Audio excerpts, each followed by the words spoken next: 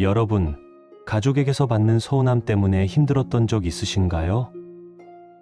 자녀들이 연락도 없이 지내거나 명절에만 찾아오는 모습을 보며 섭섭함을 느끼시는 분들이 많으실 것입니다. 내가 이렇게 키워놨더니 하며 혼자 속상해하시고 때로는 화가 나기도 하실 텐데요. 이런 감정들이 쌓이면 건강에도 좋지 않고 가족 관계는 더욱 멀어지기만 합니다. 하지만 걱정하지 마십시오. 법화경에서 전하는 부처님의 가르침에는 이런 서운함을 지혜롭게 해결하는 명확한 방법이 있습니다. 오늘 여러분과 함께 나누고자 하는 이 방법을 통해 가족에 대한 서운함을 내려놓고 진정한 평안을 되찾으실 수 있을 것입니다.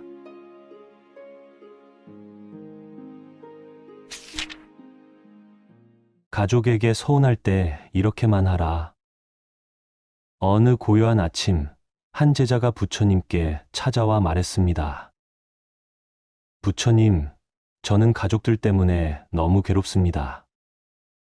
아무리 잘해줘도 고마워하지 않고 조금만 못해주면 원망부터 합니다. 이런 마음을 어떻게 해야 할까요? 부처님은 따뜻한 미소를 지으며 대답했습니다. 연못에 돌을 던지면 파도가 일지만 연못 자체는 흔들리지 않는다. 가족의 말과 행동은 던져진 돌이요. 그대의 마음은 고요한 연못이어야 한다. 고 말씀했습니다. 이 말씀이 우리에게 주는 깊은 의미를 함께 살펴보겠습니다. 가족에게 서운함을 느끼는 것은 지극히 자연스러운 일입니다. 그러나 그 서운함에 마음을 맡겨버리면 우리 자신이 더 큰 고통에 빠지게 됩니다. 마치 독을 마시고 상대방이 죽기를 바라는 것과 같습니다. 부처님의 가르침에 따르면 우리가 해야 할 일은 단 하나입니다. 바로 내려놓기입니다. 하지만 어떻게 내려놓을 수 있을까요? 먼저 서운함의 근본 원인을 살펴봐야 합니다. 서운함은 대부분 기대에서 비롯됩니다. 이만큼 해줬으니 이만큼은 돌아와야 한다. 가족이니까 당연히 이해해줘야 한다는 기대 말입니다. 이런 기대는 마치 씨앗을 심고 당장 열매를 요구하는 것과 같습니다. 법구경에서는 원한은 원한으로 풀리지 않고 오직 자비로만 풀린다 고 가르칩니다. 이 말씀의 깊은 뜻을 현실에 적용해 보겠습니다. 가족에게 서운할 때 우리가 해야 할 첫 번째는 그들의 입장을 이해하려 노력하는 것입니다. 자식들이 연락을 자주 못하는 것은 정말로 바쁜 현실 때문일 수 있습니다. 요즘 젊은 세대들은 우리가 살았던 시대와는 전혀 다른 치열한 경쟁 속에서 살아가고 있습니다. 직장에서는 늦은 시간까지 일해야 하고 육아와 교육비 부담도 만만치 않습니다. 그들도 나름대로 최선을 다해 살아가고 있는 것입니다. 배우자가 내 마음을 몰라주는 것처럼 보일 때도 마찬가지입니다. 오랜 세월 함께 살아오면서 서로에 대한 배려가 당연한 것처럼 여겨지게 됩니다. 하지만 그 당연함 속에서 서로의 마음을 표현하는 방법을 잊어버리게 되는 것입니다. 나이가 들면서 몸도 마음도 예전 같지 않을 수 있고 각자 나름의 걱정거리가 있을 수 있습니다. 두 번째로 해야 할 일은 나 자신을 돌아보는 것입니다. 혹시 내가 너무 많은 것을 바라고 있지는 않았을까요? 내가 베푼 사랑에 대해 반드시 보답을 받아야 한다고 생각하고 있지는 않았을까요? 진정한 사랑은 조건이 없습니다. 마치 해가 모든 생명체를 차별 없이 비추듯 우리의 사랑도 그래야 합니다. 이만큼 해줬으니 이만큼 받아야 한다는 생각은 사랑이 아니라 거래입니다. 옛날 우리 어머니들이 자식을 키우실 때를 생각해 보세요. 밤낮 없이 돌봐주시면서도 나중에 효도받으려고 키운다고 말씀하시는 분은 없었습니다. 그저 자식이 건강하고 행복하기만 바라는 마음이었습니다. 그런 무조건적인 사랑이야말로 진정한 사랑입니다. 세 번째는 감사함을 찾는 연습입니다. 서운함에 집중하다 보면 가족이 해준 수많은 좋은 일들이 눈에 보이지 않게 됩니다. 마치 어두운 안경을 쓰고 세상을 바라보는 것과 같습니다. 매일 저녁 잠자리에 들기 전 가족들이 해준 작은 일들을 하나씩 떠올려 보세요. 따뜻한 밥을 지어준 것, 안부를 물어본 것, 함께 웃었던 순간들. 이런 작은 것들이 모여서 우리 삶을 따뜻하게 만들어줍니다. 네 번째는 먼저 다가가는 용기를 갖는 것입니다. 왜 내가 먼저 생각이 들 수 있습니다. 하지만 먼저 다가가는 것은 약함이 아니라 지혜입니다. 부처님은 원수도 친구로 만드는 것이 진정한 승리라고 말씀했습니다. 하물며 가족과의 관계에서 먼저 손을 내미는 것이 얼마나 아름다운 일인지 생각해 보세요. 다섯 번째는 시간의 지혜를 받아들이는 것입니다. 나이가 들어가면서 우리는 점점 더 많은 것을 이해하게 됩니다. 젊었을 때는 몰랐던 부모님의 마음도 이제는 손에 잡힐 듯 생생하게 느껴집니다. 마찬가지로 지금 서운하게 느껴지는 가족들의 행동도 시간이 지나면 그들 나름의 이유가 있었음을 알게 될 것입니다. 그때까지 기다려줄 수 있는 너그러운 마음을 가져보세요. 여섯 번째는 자신의 마음을 평화롭게 만드는 연습입니다. 화가 날 때는 깊게 숨을 쉬어보세요. 서운함이 밀려올 때는 이것도 지나가리라는 마음으로 받아들여 보세요. 마음이 평화로워야 올바른 판단을 할 수 있습니다. 감정에 휩쓸린 상태에서는 작은 일도 크게 보이고 좋은 일도 나쁘게 해석하게 됩니다. 마치 바람이 심하게 불 때는 호수 바닥이 보이지 않지만 바람이 잠잠해지면 맑고 깊은 호수 바닥까지 훤히 들여다볼 수 있는 것처럼 말입니다. 금강경에서는 모든 현상은 꿈과 같고 물거품 같다고 가르칩니다. 지금 느끼는 서운함도 결국은 지나갈 구름과 같은 것입니다. 영원할 것 같던 감정도 시간이 흐르면 자연스럽게 사라집니다. 그렇다면 구체적으로 어떻게 실천할 수 있을까요? 첫째, 매일 아침 일어나서 가족들의 행복을 빌어주는 시간을 가져보세요. 오늘 하루도 우리 가족 모두가 건강하고 평안하기를 이라고 마음속으로 말해보세요. 이런 작은 실천이 마음을 부드럽게 만들어줍니다. 둘째, 가족과 대화할 때는 상대방의 말을 끝까지 들어보세요. 성급하게 판단하거나 반박하지 말고 그들이 하고 싶은 말이 무엇인지 진심으로 들어보세요. 때로는 듣기만 해도 많은 문제가 해결됩니다. 셋째, 작은 일에도 감사를 표현해 보세요. 고맙다, 수고했다는 말 한마디가 가족들의 마음을 얼마나 따뜻하게 만드는지 아실 겁니다. 우리가 먼저 따뜻함을 베풀면 그 따뜻함이 돌고 돌아서 우리에게 다시 돌아옵니다. 넷째, 혼자만의 시간을 가져보세요. 산책을 하거나 차 한 잔을 마시면서 자신의 마음을 돌아보는 시간을 만드세요. 이런 시간이 마음의 여유를 만들어줍니다. 다섯째, 가족들의 좋은 면을 의식적으로 찾아보세요. 단점에 집중하면 단점만 보이고 장점에 집중하면 장점이 보입니다. 이것은 우리 마음의 신비한 힘입니다. 여섯째, 과거에 좋았던 기억들을 자주 떠올려 보세요. 함께 여행을 갔던 추억, 명절에 둘러앉아 웃었던 순간들, 어려운 일을 함께 극복했던 경험들. 이런 소중한 기억들이 현재의 서운함을 녹여줄 것입니다. 일곱째, 가족 구성원 각자의 성격과 상황을 인정해 주세요. 모든 사람이 똑같을 수는 없습니다. 어떤 이는 표현을 잘하고 어떤 이는 속마음을 잘 드러내지 않습니다. 각자의 방식을 이해하고 받아들여 주세요.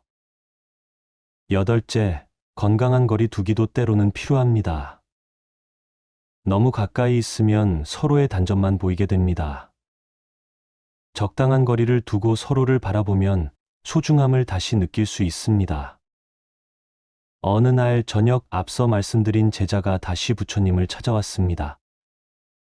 이번에는 얼굴에 평화로운 미소를 띠고 있었습니다. 부처님, 가족에게 서운했던 마음이 많이 사라졌습니다. 그들을 이해하려 노력하고 먼저 다가가니까 관계가 훨씬 좋아졌습니다. 특히 제가 먼저 마음을 바꾸니까 신기하게도 가족들도 달라지기 시작했습니다. 부처님은 고개를 끄덕이며 말씀했습니다. 마음이 바뀌면 세상이 바뀌고 세상이 바뀌면 관계도 바뀐다. 모든 변화는 자기 자신에서부터 시작되는 것이다.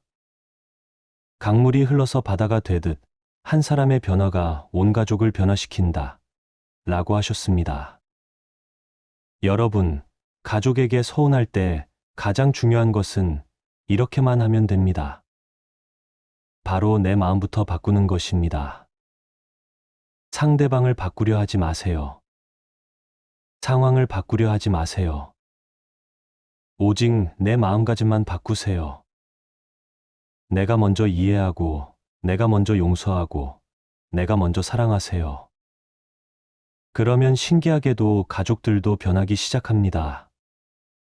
마치 잔잔한 연못에 따뜻한 햇살이 비치면 연못 전체가 금빛으로 빛나듯 우리의 따뜻한 마음이 가족 전체를 따뜻하게 만들어줄 것입니다. 법 화경에서는 한 사람의 깨달음이 온 세상을 밝힌다고 가르칩니다. 여러분 한 분 한 분의 마음의 변화가 가족 전체를 행복하게 만들 수 있습니다. 오늘부터 작은 것 하나씩 실천해 보세요. 서운함 대신 이해를, 원망 대신 감사를, 거리두기 대신 다가가기를 선택해 보세요. 시간이 흘러가면서 여러분은 분명히 느끼게 될 것입니다. 가족과의 관계가 얼마나 소중하고 아름다운 것인지를 말입니다. 그리고 그때 비로소 깨닫게 될 것입니다. 진정한 행복은 멀리 있는 것이 아니라 바로 우리 곁에 있는 가족들과 함께하는 평범한 일상 속에 있다는 것을 말입니다. 여러분의 가정에 평화와 사랑이 가득하기를 진심으로 기원합니다. 가족 때문에 아파할 필요 없는 이유. 고요한 새벽, 사원에 앉아있던 한 제자가 부처님께 다가왔습니다. 제자는 깊은 시름에 잠긴 얼굴로 말했습니다. 스승님, 저는 가족 때문에 너무 괴롭습니다. 자식들은 제 마음을 몰라주고 며느리와는 자꾸 다투게 되고 손자, 손녀들도 저를 멀리하는 것 같습니다. 가족을 위해 평생을 바쳤는데 왜 이렇게 마음이 아픈 걸까요? 부처님은 따뜻한 미소를 지으며 답하셨습니다. 제자야, 연못에 돌을 던지면 어떻게 되느냐? 물결이 일어나고 곧 다시 평온해집니다. 그렇다. 그런데 내가 던진 돌이 연못을 망가뜨렸다고 생각하느냐? 제자는 고개를 저었습니다. 아닙니다, 스승님. 연못은 그대로입니다. 부처님은 고개를 끄덕이며 말씀하셨습니다. 가족도 마찬가지이다. 서로 다른 돌들이 하나의 연못에서 살아가는 것이니라. 여러분, 오늘 이 이야기를 통해 가족 때문에 아파하지 않아도 되는 깊은 이유를 함께 살펴보겠습니다. 많은 분들이 가족 문제로 마음의 상처를 받고 계십니다. 특히 우리 세대는 가족을 위해 모든 것을 희생했던 분들이 많습니다. 그런데 왜 가족이 우리를 아프게 할까요? 부처님은 금강경에서 이렇게 말씀하셨습니다. 모든 현상은 꿈과 같고 환상과 같으며 거품과 같고 그림자와 같다 라고 했습니다. 이 말씀은 가족 관계에서 느끼는 고통도 실체가 없다는 뜻입니다. 우리가 가족 때문에 아파하는 이유는 잘못된 기대와 집착 때문입니다.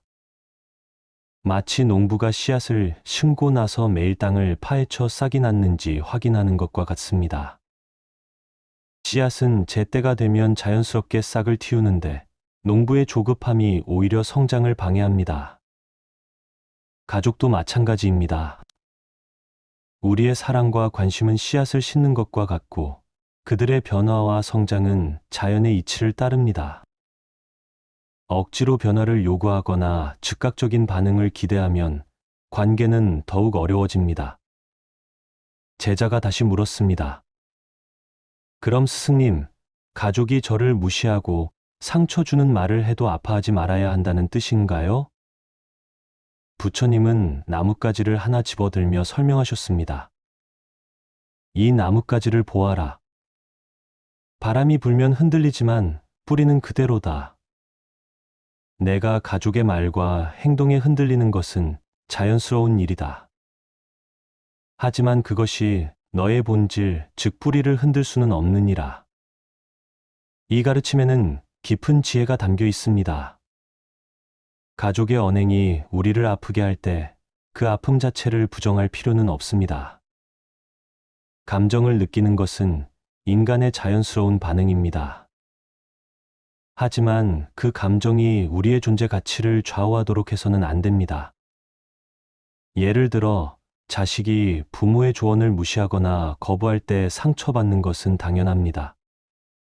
하지만 그것이 우리가 실패한 부모라는 의미는 아닙니다. 자식들도 각자의 인생을 살아가는 독립된 존재이기 때문입니다. 우리가 어릴 때를 생각해 보십시오.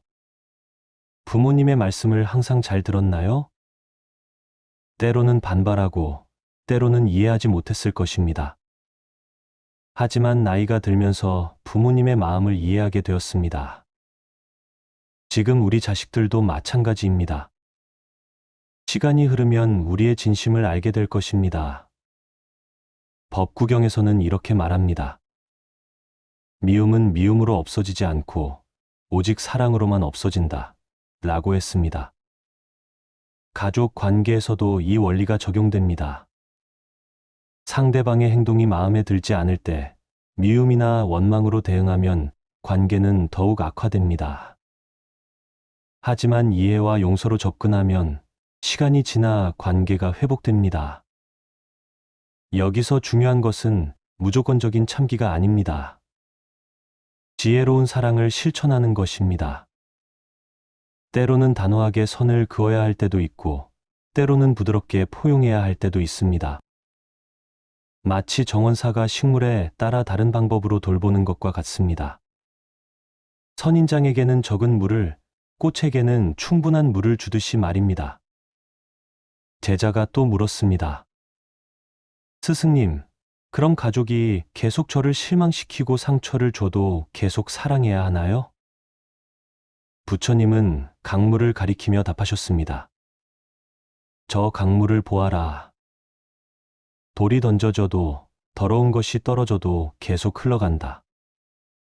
하지만 강물이 더러워지는가? 아닙니다. 강물은 모든 것을 정화시키며 흘러갑니다. 그렇다. 진정한 사랑은 강물과 같다. 상대방의 행동에 상관없이 흘러가며 오히려 모든 것을 정화시키느니라. 이 말씀은 우리에게 중요한 깨달음을 줍니다. 가족을 사랑하는 것과 가족의 행동에 상처받는 것은 별개의 문제입니다. 우리는 계속 사랑할 수 있지만 동시에 자신을 보호할 수도 있습니다. 실제로 이를 실천하는 방법을 살펴보겠습니다. 첫째, 기대를 내려놓으십시오. 가족이 우리의 바람대로 행동하기를 기대하는 것을 멈추십시오. 각자는 자신만의 속도로 성장하고 변화합니다. 마치 정원의 꽃들이 각각 다른 시기에 피어나는 것처럼 말입니다. 둘째, 조건 없는 사랑을 실천하십시오. 내가 이렇게 하면 사랑해주겠다는 조건부 사랑이 아니라 어떤 모습이든 너는 소중하다는 무조건적 사랑을 주십시오. 이런 사랑은 결국 상대방의 마음을 움직입니다. 셋째, 경계를 명확히 하십시오. 사랑한다고 해서 모든 것을 허용해야 하는 것은 아닙니다. 잘못된 행동에 대해서는 분명하게 의견을 표현하되 그 사람 자체를 거부하지는 마십시오. 넷째, 내면의 평화를 먼저 찾으십시오. 우리 마음이 평안해야 가족도 그 평안을 느낄 수 있습니다. 매일 아침 조용한 시간을 갖고 감사와 자비의 마음을 기르십시오. 다섯째, 소통의 방법을 바꿔보십시오. 지시나 간섭보다는 경청과 공감을 먼저 하십시오. 상대방의 마음을 이해하려고 노력하면 그들도 우리 마음을 이해하려고 할 것입니다. 철학자 쇼펜하우어는 이렇게 말했습니다. 고슴도치들이 추운 겨울에 서로 가까이 다가가지만 너무 가까우면 가시에 찔리고 너무 멀면 추위에 떤다 라고 했습니다. 가족, 관계도 이와 같습니다. 적절한 거리감을 유지하면서도 따뜻함을 잃지 않는 지혜가 필요합니다. 때로는 한 발짝 물러서서 여유를 갖는 것이 관계를 더욱 건강하게 만듭니다. 어떤 분은 이렇게 말씀하실 수도 있습니다. 그래도 가족인데 어떻게 거리를 둘 수 있나요? 하지만 거리를 둔다는 것은 사랑을 멈춘다는 뜻이 아닙니다. 오히려 더 깊고 성숙한 사랑을 위한 공간을 만드는 것입니다. 마치 나무가 자라기 위해 뿌리 사이에 공간이 필요한 것처럼 말입니다. 증일화 함경에서는 이렇게 가르칩니다. 모든 생명체를 자신의 자식처럼 여기되 집착하지는 말라 라고 했습니다. 이는 가족에 대한 사랑은 유지하되 그들의 선택과 결정을 존중하라는 의미입니다. 우리 자식들도 이제 어른이 되어 자신만의 판단력을 가지고 있습니다. 그들의 선택이 우리 마음에 들지 않을 수도 있지만 그것 또한 그들이 걸어가야 할 길입니다. 실제로 많은 가족 갈등의 원인은 서로 다른 가치관과 생각의 차이입니다. 우리 세대가 중요하게 여기는 것과 젊은 세대가 중요하게 여기는 것이 다를 수 있습니다. 이때 누가 옳고 그르다고 판단하기보다는 서로 다름을 인정하는 것이 중요합니다. 마치 산에서 보는 풍경과 바다에서 보는 풍경이 다르지만 둘 다 아름다운 것처럼 말입니다. 가족 때문에 아파하지 않으려면 무엇보다 자신의 마음을 다스리는 법을 배워야 합니다. 매일 아침 일어나서 이렇게 다짐해 보십시오. 오늘 하루도 가족들을 있는 그대로 사랑하겠습니다. 그들의 행동이 나를 실망시킬 수도 있지만 그것이 내 마음의 평화를 흔들지 않게 하겠습니다. 나는 강물처럼 흘러가며 모든 것을 포용하는 마음으로 살겠습니다. 이런 마음가짐으로 하루를 시작하면 가족과의 관계에서 오는 스트레스가 크게 줄어들 것입니다. 또한 저녁에는 하루를 돌아보며 감사의 마음을 가져보십시오. 가족들의 작은 행동이라도 고마운 점을 찾아보십시오. 감사의 마음은 원망과 불만을 치유하는 가장 강력한 약입니다. 법화경에서는 이렇게 말합니다. 모든 중생이 다 부처가 될 수 있는 불성을 가지고 있다 라고 했습니다. 우리 가족들도 마찬가지입니다. 지금은 미숙하고 이기적으로 보일 수 있지만 그들 안에는 선량하고 지혜로운 본성이 있습니다. 그 본성이 언젠가는 빛을 발할 것입니다. 우리는 그때까지 기다리며 그들의 성장을 지켜보는 것이 부모와 가족의 역할입니다. 마지막으로 부처님은 제자에게 이렇게 말씀하셨습니다. 제자야, 가족은 우리에게 주어진 가장 큰 수행의 기회이다. 그들을 통해 우리는 인내, 용서, 자비, 지혜를 배운다. 만약 가족이 모두 완벽했다면 우리가 어떻게 성장할 수 있겠느냐? 이 말씀처럼 가족 때문에 겪는 어려움도 우리를 성장시키는 소중한 경험입니다. 고통 속에서 우리는 더 큰 사랑을 배우고 갈등 속에서 더 깊은 지혜를 얻습니다. 여러분, 가족 때문에 아파하는 마음이 들 때마다 이렇게 생각해 보십시오. 이 또한 지나갈 것이고 이 경험을 통해 나는 더 성숙한 사람이 되고 있다. 가족은 우리 인생의 동반자입니다. 때로는 함께 웃고 때로는 함께 울며 서로를 통해 배우고 성장하는 관계입니다. 완벽하지 않기 때문에 더욱 소중하고 어렵기 때문에 더욱 깊은 사랑을 배울 수 있습니다. 오늘부터는 가족 때문에 아파하기보다는 가족을 통해 더 큰 사랑을 배우는 기회로 여기시기 바랍니다. 그럴 때 여러분의 마음에는 진정한 평화가 찾아올 것입니다. 가족에게 서운할 때 이렇게만 하라. 어느 고요한 아침, 한 제자가 부처님께 찾아와 말했습니다. 부처님, 저는 가족들 때문에 너무 괴롭습니다. 아무리 잘해줘도 고마워하지 않고 조금만 못해주면 원망부터 합니다. 이런 마음을 어떻게 해야 할까요? 부처님은 따뜻한 미소를 지으며 대답했습니다. 연못에 돌을 던지면 파도가 일지만 연못 자체는 흔들리지 않는다. 가족의 말과 행동은 던져진 돌이요. 그대의 마음은 고요한 연못이어야 한다. 고 말씀했습니다. 이 말씀이 우리에게 주는 깊은 의미를 함께 살펴보겠습니다. 가족에게 서운함을 느끼는 것은 지극히 자연스러운 일입니다. 그러나 그 서운함에 마음을 맡겨버리면 우리 자신이 더 큰 고통에 빠지게 됩니다. 마치 독을 마시고 상대방이 죽기를 바라는 것과 같습니다. 부처님의 가르침에 따르면 우리가 해야 할 일은 단 하나입니다. 바로 내려놓기입니다. 하지만 어떻게 내려놓을 수 있을까요? 먼저 서운함의 근본 원인을 살펴봐야 합니다. 서운함은 대부분 기대에서 비롯됩니다. 이만큼 해줬으니 이만큼은 돌아와야 한다. 가족이니까 당연히 이해해줘야 한다는 기대 말입니다. 이런 기대는 마치 씨앗을 심고 당장 열매를 요구하는 것과 같습니다. 법구경에서는 원한은 원한으로 풀리지 않고 오직 자비로만 풀린다고 가르칩니다. 이 말씀의 깊은 뜻을 현실에 적용해 보겠습니다. 가족에게 서운할 때 우리가 해야 할 첫 번째는 그들의 입장을 이해하려 노력하는 것입니다. 자식들이 연락을 자주 못하는 것은 정말로 바쁜 현실 때문일 수 있습니다. 요즘 젊은 세대들은 우리가 살았던 시대와는 전혀 다른 치열한 경쟁 속에서 살아가고 있습니다. 직장에서는 늦은 시간까지 일해야 하고 육아와 교육비 부담도 만만치 않습니다. 그들도 나름대로 최선을 다해 살아가고 있는 것입니다.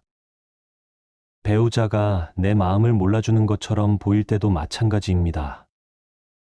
오랜 세월 함께 살아오면서 서로에 대한 배려가 당연한 것처럼 여겨지게 됩니다. 하지만 그 당연함 속에서 서로의 마음을 표현하는 방법을 잊어버리게 되는 것입니다. 나이가 들면서 몸도 마음도 예전 같지 않을 수 있고 각자 나름의 걱정거리가 있을 수 있습니다. 두 번째로 해야 할 일은 나 자신을 돌아보는 것입니다. 혹시 내가 너무 많은 것을 바라고 있지는 않았을까요? 내가 베푼 사랑에 대해 반드시 보답을 받아야 한다고 생각하고 있지는 않았을까요? 진정한 사랑은 조건이 없습니다. 마치 해가 모든 생명체를 차별 없이 비추듯 우리의 사랑도 그래야 합니다.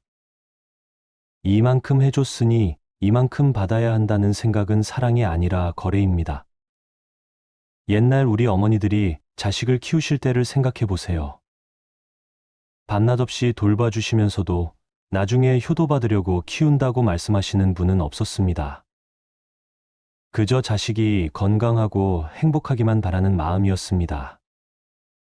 그런 무조건적인 사랑이야말로 진정한 사랑입니다. 세 번째는 감사함을 찾는 연습입니다. 서운함에 집중하다 보면 가족이 해준 수많은 좋은 일들이 눈에 보이지 않게 됩니다. 마치 어두운 안경을 쓰고 세상을 바라보는 것과 같습니다. 매일 저녁 잠자리에 들기 전 가족들이 해준 작은 일들을 하나씩 떠올려 보세요. 따뜻한 밥을 지어준 것, 안부를 물어본 것, 함께 웃었던 순간들. 이런 작은 것들이 모여서 우리 삶을 따뜻하게 만들어줍니다. 네 번째는 먼저 다가가는 용기를 갖는 것입니다. 왜 내가 먼저 생각이 들 수 있습니다. 하지만 먼저 다가가는 것은 약함이 아니라 지혜입니다. 부처님은 원수도 친구로 만드는 것이 진정한 승리, 라고 말씀했습니다.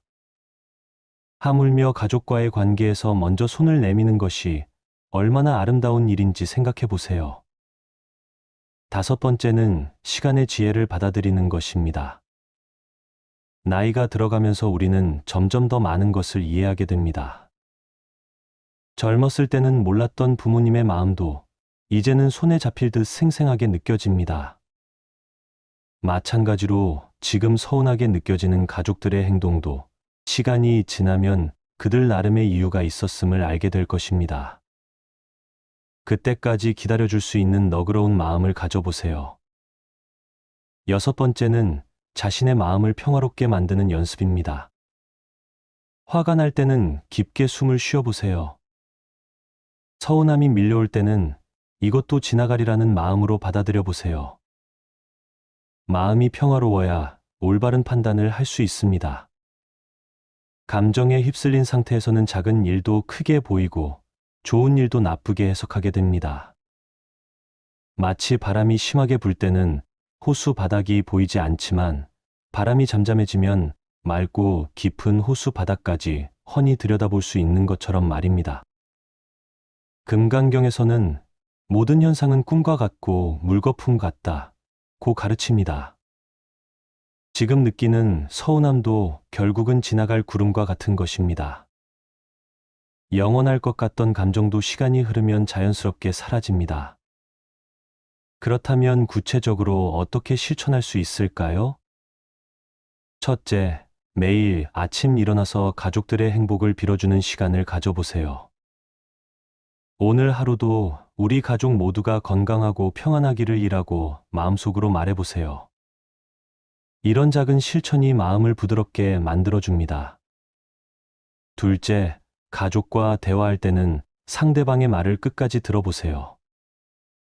성급하게 판단하거나 반박하지 말고 그들이 하고 싶은 말이 무엇인지 진심으로 들어보세요. 때로는 듣기만 해도 많은 문제가 해결됩니다. 셋째, 작은 일에도 감사를 표현해 보세요. 고맙다, 수고했다는 말 한마디가 가족들의 마음을 얼마나 따뜻하게 만드는지 아실 겁니다. 우리가 먼저 따뜻함을 베풀면 그 따뜻함이 돌고 돌아서 우리에게 다시 돌아옵니다. 넷째, 혼자만의 시간을 가져보세요. 산책을 하거나 차 한 잔을 마시면서 자신의 마음을 돌아보는 시간을 만드세요.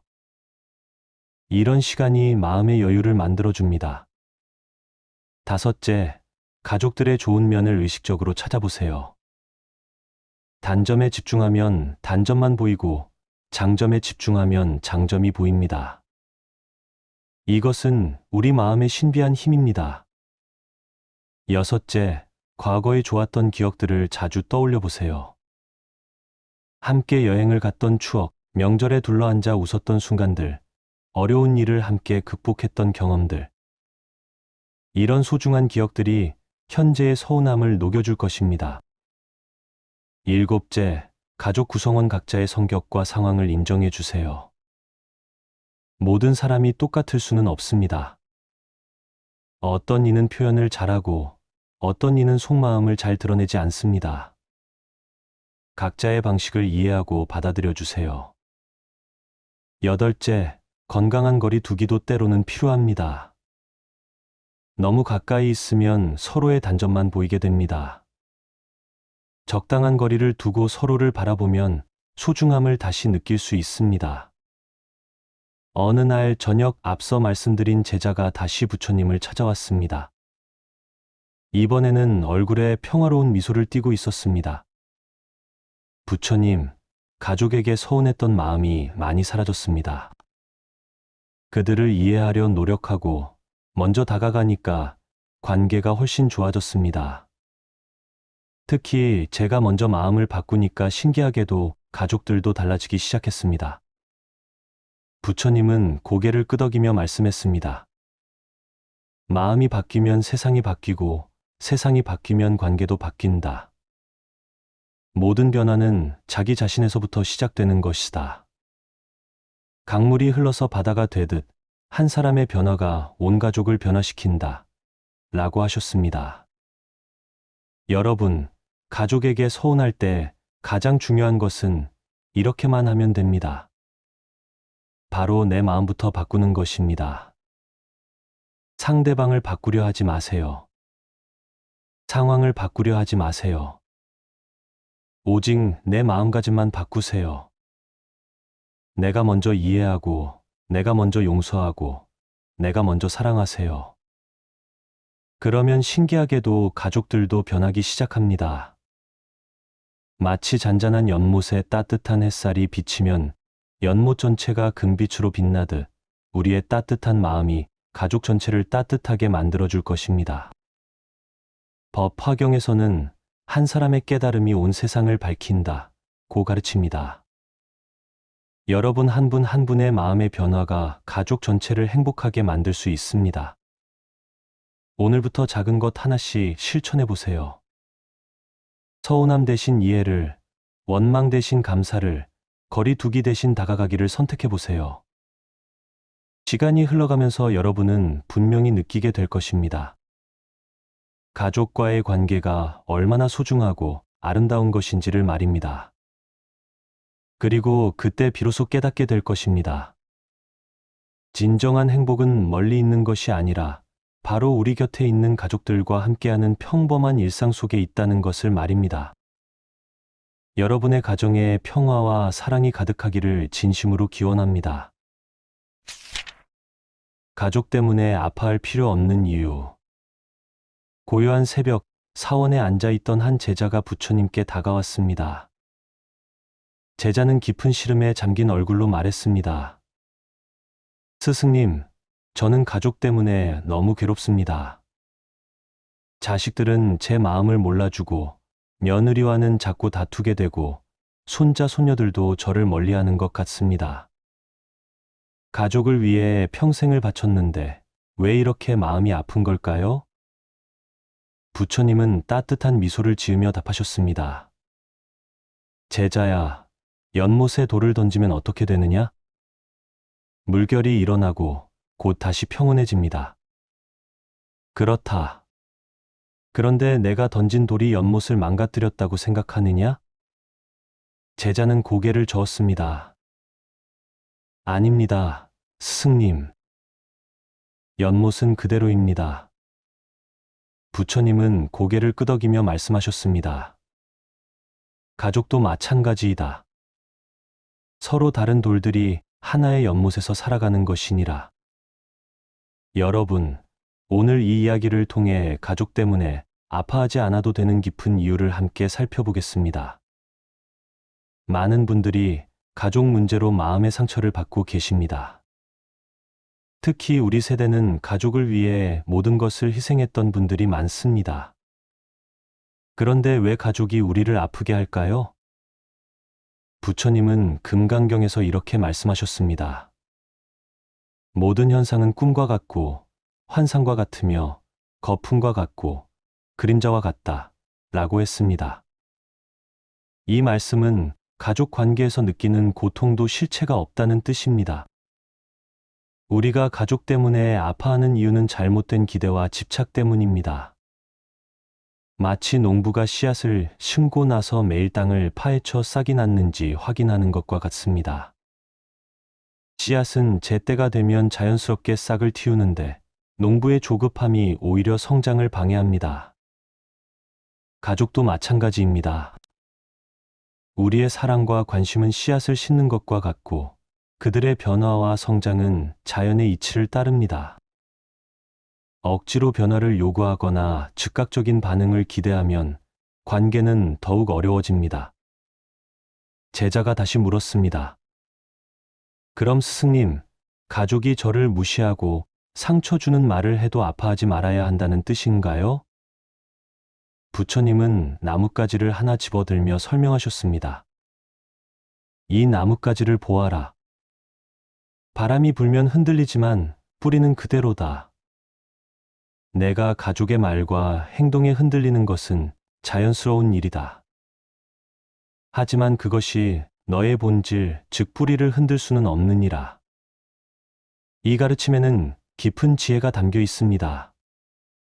가족의 언행이 우리를 아프게 할 때 그 아픔 자체를 부정할 필요는 없습니다. 감정을 느끼는 것은 인간의 자연스러운 반응입니다. 하지만 그 감정이 우리의 존재 가치를 좌우하도록 해서는 안 됩니다. 예를 들어, 자식이 부모의 조언을 무시하거나 거부할 때 상처받는 것은 당연합니다. 하지만 그것이 우리가 실패한 부모라는 의미는 아닙니다. 자식들도 각자의 인생을 살아가는 독립된 존재이기 때문입니다. 우리가 어릴 때를 생각해 보십시오. 부모님의 말씀을 항상 잘 들었나요? 때로는 반발하고, 때로는 이해하지 못했을 것입니다. 하지만 나이가 들면서 부모님의 마음을 이해하게 되었습니다. 지금 우리 자식들도 마찬가지입니다. 시간이 흐르면 우리의 진심을 알게 될 것입니다. 법구경에서는 이렇게 말합니다. 미움은 미움으로 없어지지 않고 오직 사랑으로만 없어진다 라고 했습니다. 가족 관계에서도 이 원리가 적용됩니다.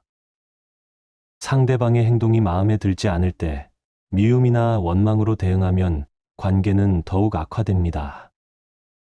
하지만 이해와 용서로 접근하면 시간이 지나 관계가 회복됩니다. 여기서 중요한 것은 무조건적인 참기가 아닙니다. 지혜로운 사랑을 실천하는 것입니다. 때로는 단호하게 선을 그어야 할 때도 있고, 때로는 부드럽게 포용해야 할 때도 있습니다. 마치 정원사가 식물에 따라 다른 방법으로 돌보는 것과 같습니다. 선인장에게는 적은 물을, 꽃에게는 충분한 물을 주듯이 말입니다. 제자가 또 물었습니다. 스승님, 그럼 가족이 계속 저를 실망시키고 상처를 줘도 계속 사랑해야 하나요? 부처님은 강물을 가리키며 답하셨습니다. 저 강물을 보아라. 돌이 던져져도 더러운 것이 떨어져도 계속 흘러간다. 하지만 강물이 더러워지는가? 아닙니다. 강물은 모든 것을 정화시키며 흘러갑니다. 그렇다. 진정한 사랑은 강물과 같다. 상대방의 행동에 상관없이 흘러가며 오히려 모든 것을 정화시키느니라. 이 말씀은 우리에게 중요한 깨달음을 줍니다. 가족을 사랑하는 것과 가족의 행동에 상처받는 것은 별개의 문제입니다. 우리는 계속 사랑할 수 있지만 동시에 자신을 보호할 수도 있습니다. 실제로 이를 실천하는 방법을 살펴보겠습니다. 첫째, 기대를 내려놓으십시오. 가족이 우리의 바람대로 행동하기를 기대하는 것을 멈추십시오. 각자는 자신만의 속도로 성장하고 변화합니다.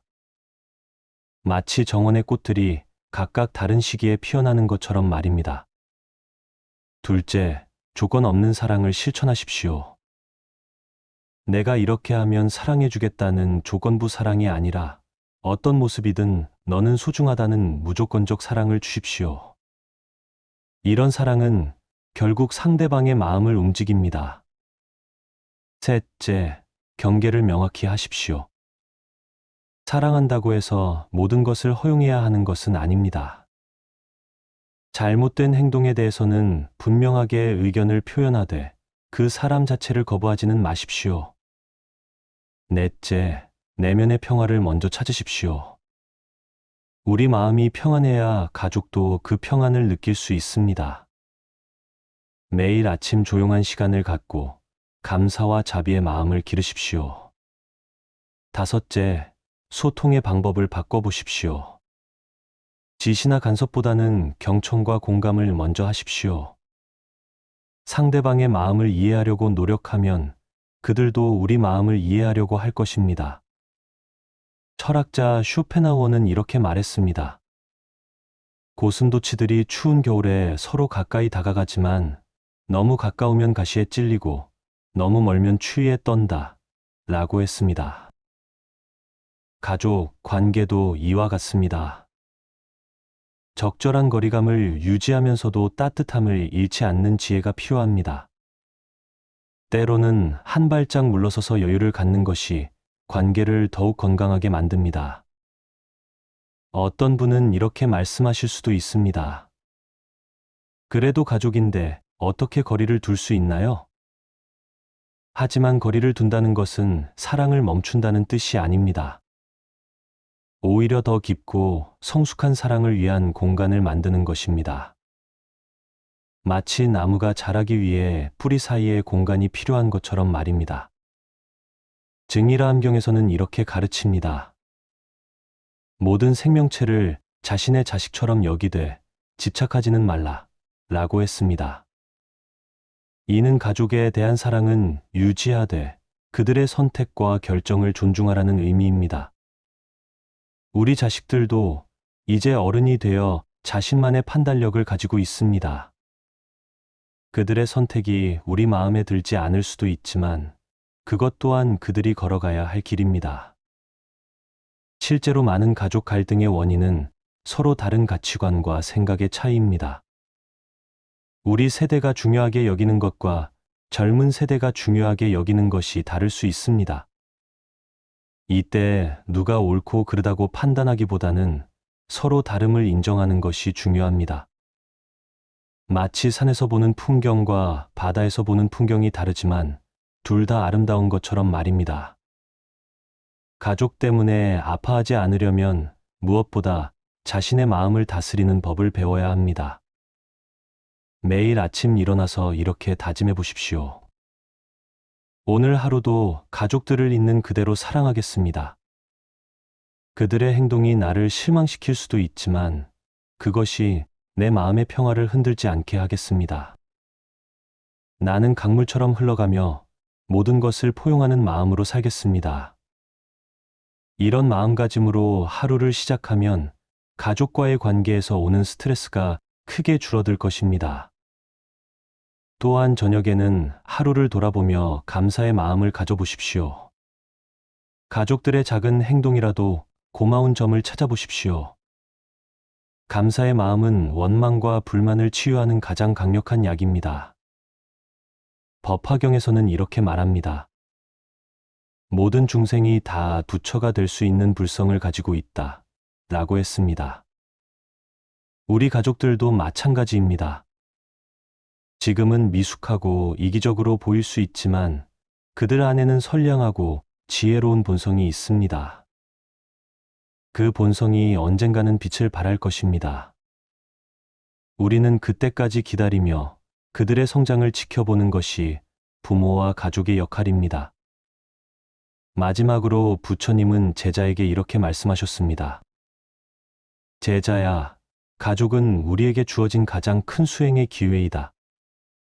그들을 통해 우리는 인내, 용서, 자비, 지혜를 배운다.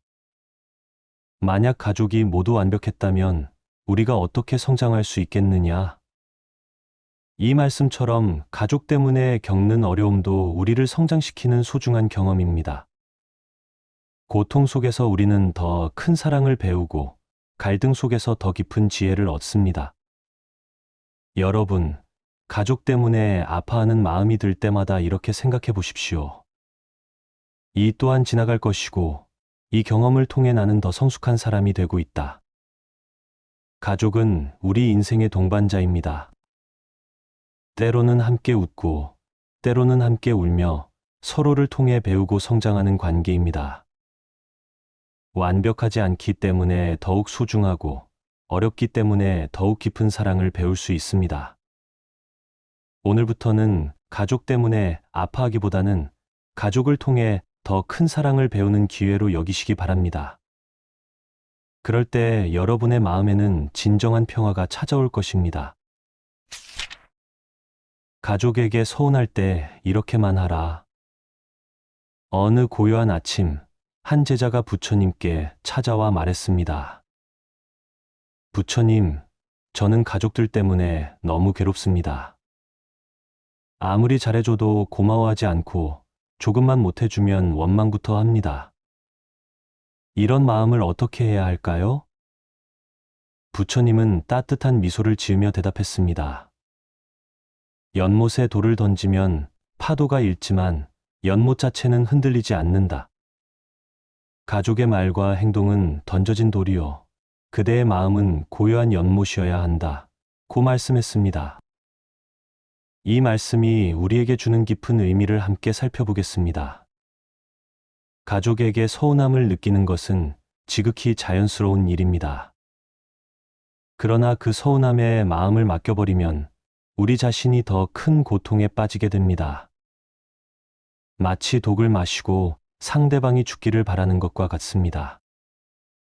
부처님의 가르침에 따르면 우리가 해야 할 일은 단 하나입니다. 바로 내려놓기입니다. 하지만 어떻게 내려놓을 수 있을까요? 먼저 서운함의 근본 원인을 살펴봐야 합니다. 서운함은 대부분 기대에서 비롯됩니다. 이만큼 해줬으니 이만큼은 돌아와야 한다. 가족이니까 당연히 이해해줘야 한다는 기대 말입니다. 이런 기대는 마치 씨앗을 심고 당장 열매를 요구하는 것과 같습니다. 법구경에서는 원한은 원한으로 풀리지 않고 오직 자비로만 풀린다고 가르칩니다. 이 말씀의 깊은 뜻을 현실에 적용해 보겠습니다. 가족에게 서운할 때 우리가 해야 할 첫 번째는 그들의 입장을 이해하려 노력하는 것입니다. 자식들이 연락을 자주 못하는 것은 정말로 바쁜 현실 때문일 수 있습니다. 요즘 젊은 세대들은 우리가 살았던 시대와는 전혀 다른 치열한 경쟁 속에서 살아가고 있습니다. 직장에서는 늦은 시간까지 일해야 하고 육아와 교육비 부담도 만만치 않습니다. 그들도 나름대로 최선을 다해 살아가고 있는 것입니다. 배우자가 내 마음을 몰라주는 것처럼 보일 때도 마찬가지입니다. 오랜 세월 함께 살아오면서 서로에 대한 배려가 당연한 것처럼 여겨지게 됩니다. 하지만 그 당연함 속에서 서로의 마음을 표현하는 방법을 잊어버리게 되는 것입니다. 나이가 들면서 몸도 마음도 예전 같지 않을 수 있고 각자 나름의 걱정거리가 있을 수 있습니다. 두 번째로 해야 할 일은 나 자신을 돌아보는 것입니다. 혹시 내가 너무 많은 것을 바라고 있지는 않았을까요? 내가 베푼 사랑에 대해 반드시 보답을 받아야 한다고 생각하고 있지는 않았을까요? 진정한 사랑은 조건이 없습니다. 마치 해가 모든 생명체를 차별 없이 비추듯 우리의 사랑도 그래야 합니다. 이만큼 해줬으니 이만큼 받아야 한다는 생각은 사랑이 아니라 거래입니다. 옛날 우리 어머니들이 자식을 키우실 때를 생각해 보세요. 밤낮 없이 돌봐주시면서도 나중에 효도받으려고 키운다고 말씀하시는 분은 없었습니다. 그저 자식이 건강하고 행복하기만 바라는 마음이었습니다. 그런 무조건적인 사랑이야말로 진정한 사랑입니다. 세 번째는 감사함을 찾는 연습입니다. 서운함에 집중하다 보면 가족이 해준 수많은 좋은 일들이 눈에 보이지 않게 됩니다. 마치 어두운 안경을 쓰고 세상을 바라보는 것과 같습니다. 매일 저녁 잠자리에 들기 전 가족들이 해준 작은 일들을 하나씩 떠올려 보세요. 따뜻한 밥을 지어준 것, 안부를 물어본 것, 함께 웃었던 순간들. 이런 작은 것들이 모여서 우리 삶을 따뜻하게 만들어줍니다. 네 번째는 먼저 다가가는 용기를 갖는 것입니다. 왜 내가 먼저 생각이 들 수